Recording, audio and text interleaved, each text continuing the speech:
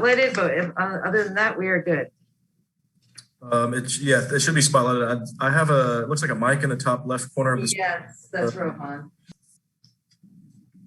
Frank, wanted to ask you about LeBron's defense tonight, and would love it you be as specific as you'd like.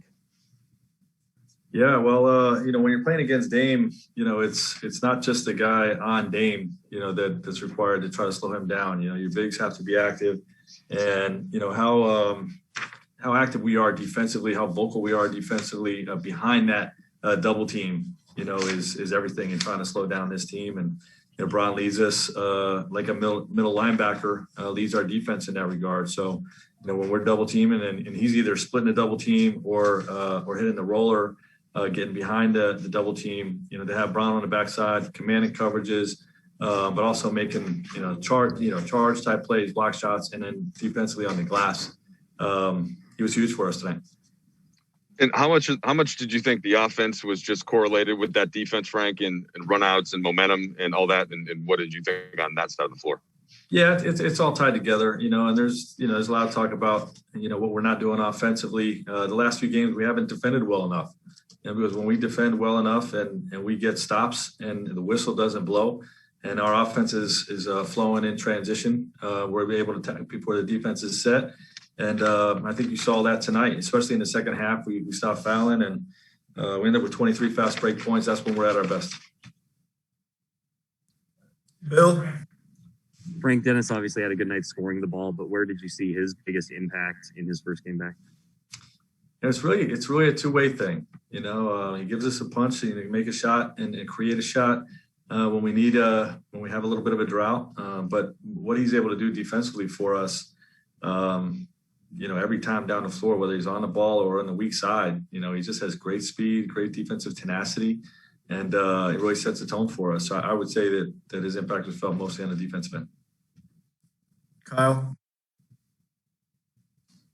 Hey, Frank, I have two questions, but they're sort of related. One, in the third quarter, you guys had 5 steals, and LeBron had 3 of them. I was wondering what you feel like the big adjustment was specific to getting those turnovers. And then two, you sort of touched on it, but, Mark and Dennis and Trez were not in that playoff series and, aren't familiar with what you guys did. What do you think that their integration on the defense in this game says about how they're kind of coming together with the group defensively? Yeah, well, I think with those guys, they're trying to pick it up, and I think tonight was a testament of where we're at with that. We started slow, getting the ball sent where we want it, and as the game went on, in particular at halftime, that was a big focal point of our halftime film. Was just making sure we're sending Dame to our bigs and to the help, and once we got that communication from our bigs and got our guards really taking care of their side of it, we did a much better job in those pick and rolls, and that's what we're seeing with our bigs. They're growing within our system. Dan? Frank, maybe it's just simplistic. When a team plays better, they look better and they look like they're having more fun and they look like they're having a kind of a better spirit. But did you see any of that tonight? Just kind of a different sort of energy level and a different sort of, I guess, maybe joy in playing? Well, I think throughout the game, yes. We've had the mindset, even through this losing streak that we've been on, to enjoy each other and to have fun. We've come into each game, still having a mindset, hey, let's go out there and have some fun.